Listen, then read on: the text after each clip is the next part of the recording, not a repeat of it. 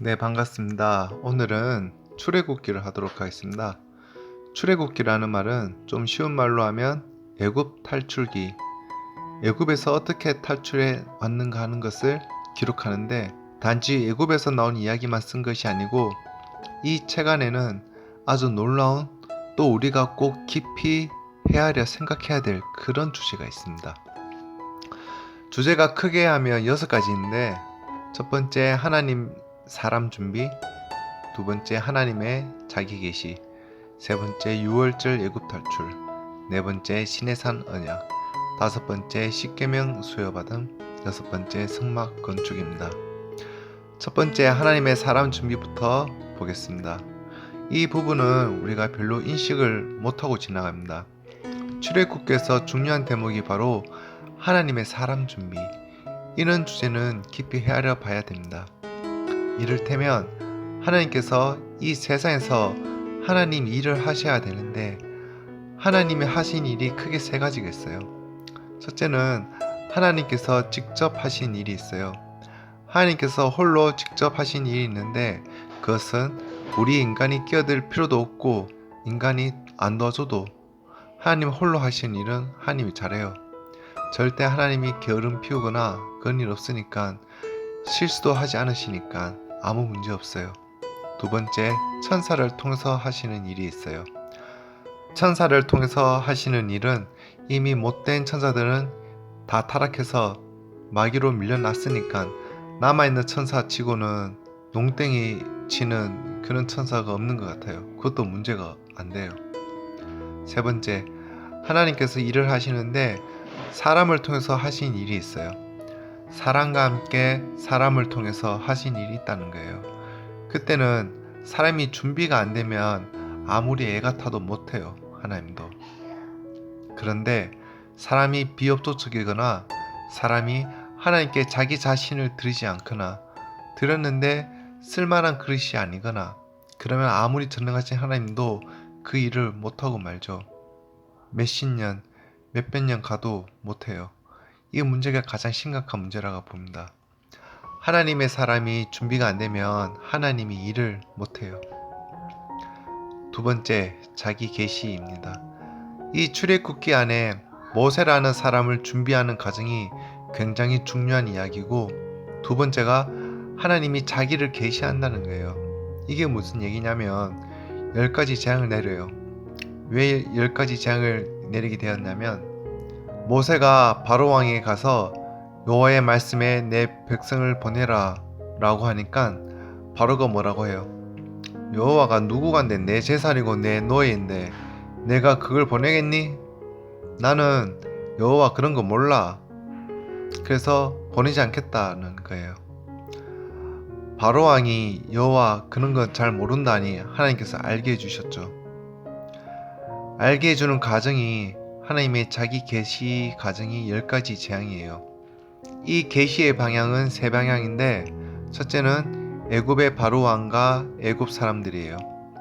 히브리인의 하나님, 즉 여호와 하나님이 어떤 분인가 잘 봐두라고 하고 그쪽으로 보여주고, 둘째는 이스라엘 백성에게 하나님이 어떤 분인지 보여주시는 거예요.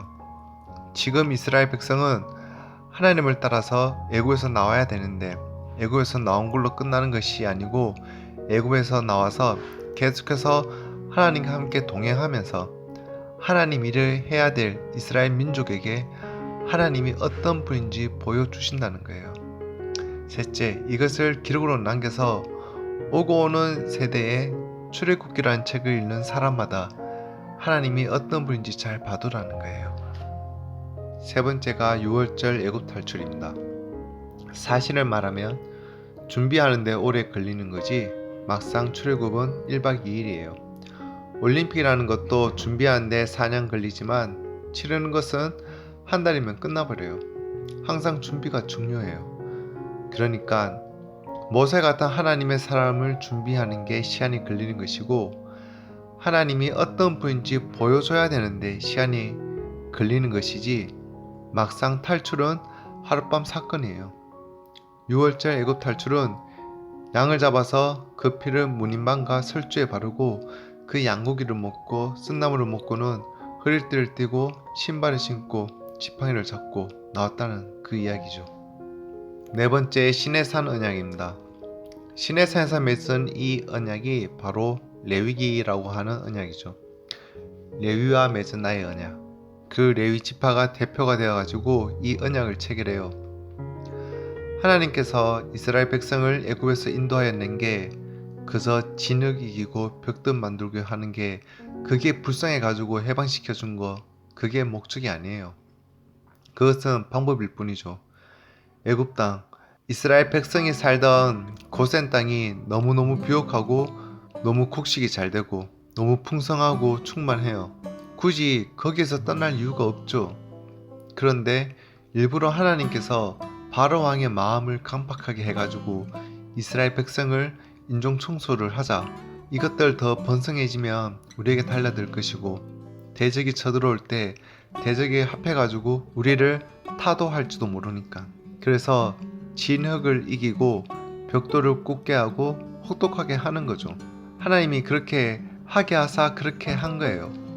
또 바로왕의 마음을 더 강팍하게 해가지고 9가지 재앙을 만나도 호락호락하지 않게 일부러 그렇게 강팍하게 한 이 모든 것은 다 방법이고 목적이 뭐냐면 이스라엘 백성들이 애굽에서 떠나고 싶은 마음이 나야 돼요.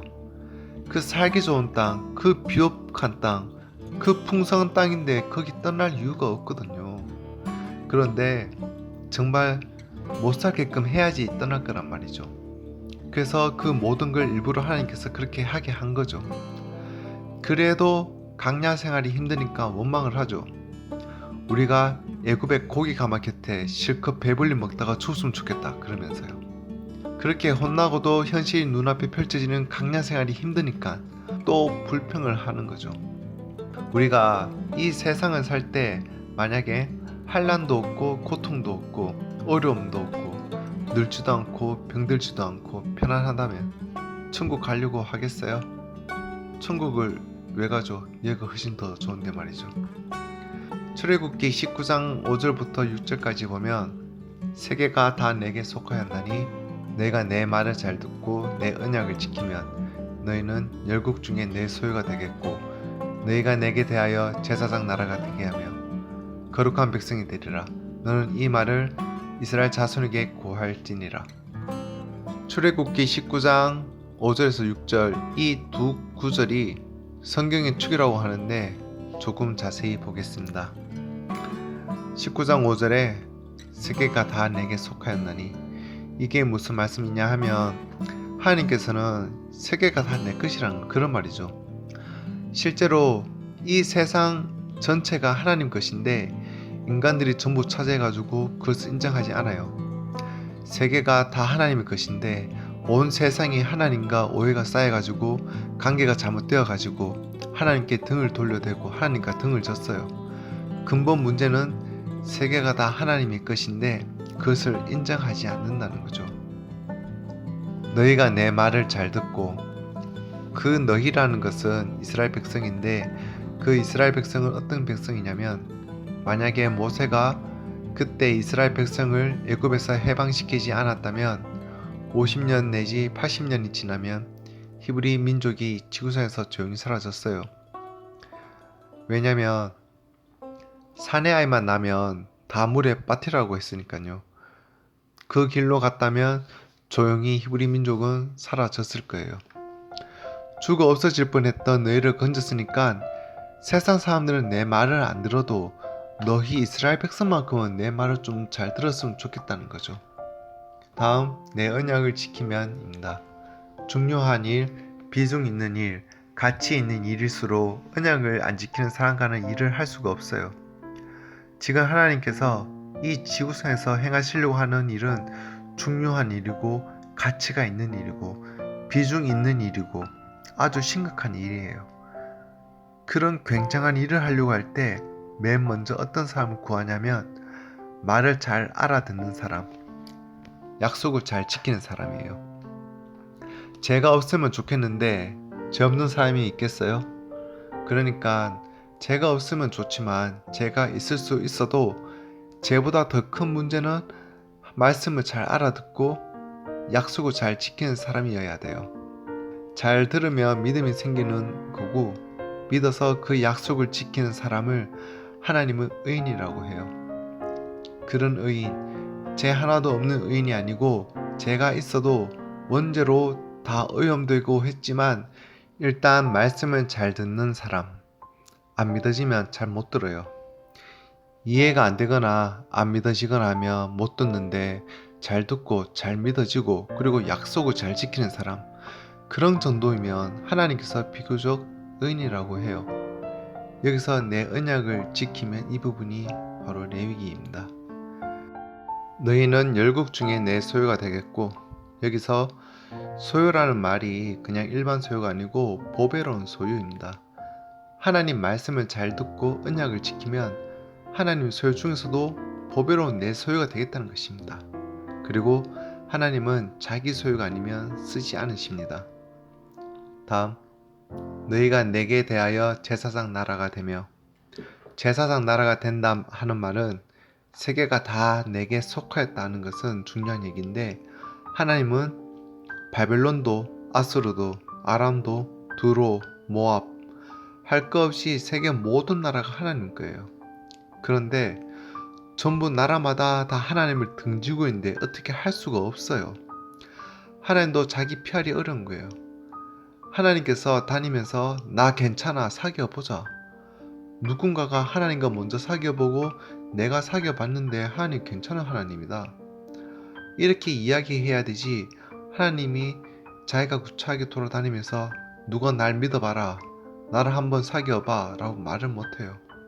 전도는 하나님이 잘하는 게 아니라 우리들이 잘해야 되는 거예요. 그래서 이런 모든 나라에 가서 하나님을 소개하고 하나님을 좋게 말하고 하나님을 믿게 하고 하나님께 돌아오게 하고 하나님께 화해하게 하고 이런 것을 하는 것이 제사장의 역할이에요. 이 제사장의 역할은 바로 그런 것인데, 제사장이라는 말을 라틴어로 할 때 폰티펙스예요. 폰티펙스란 말은 직역하면 다리 놓는 자라는 뜻이에요. 이 제사장의 역할은 교랑 역할을 하는 자, 다리 놓는 자, 화해시키는 자 이런 뜻이 있어요. 그러니까 세상이 다 하나님을 등지고 하나님을 배반하고 하나님을 대적하고 반역하고 이렇게 되어 있는 기가 막힌 현실을 두고, 너희 이스라엘 백성, 너희가 내 말을 잘 듣고 내 진심으로 내 입장을 헤아려서 지금 내게 등을 돌려대는 이 세상 모든 나라가 너희들 역할로 말미암아서 내게 돌아오게 해달라. 이게 하나님의 주문이에요. 또 이것이 하나님의 소원이고, 이 하나님의 소원은 이스라엘 민족에게는 사명인 것이죠. 다음, 거룩한 백성이 되리라. 제사장 나라가 되면 구별되어야 돼요. 다른 나라 사람과 똑같이 살아서는 안 돼요. 우리가 예수님이 대제사장이시고 우리가 제사장이라면 우리는 세상과는 구별되게 살아야 돼요. 구별되게 살아야 한다는 말을 우리가 성도라고 하죠. 성도를 하기오스 혹은 하기오이라고 하는데 거룩한 사람들이란 말이에요. 우리가 거룩하지 않다면 전도가 안 될 뿐더러 교랑 역할을 할 수가 없어요. 다섯 번째가 십계명을 수여받는 장면이에요.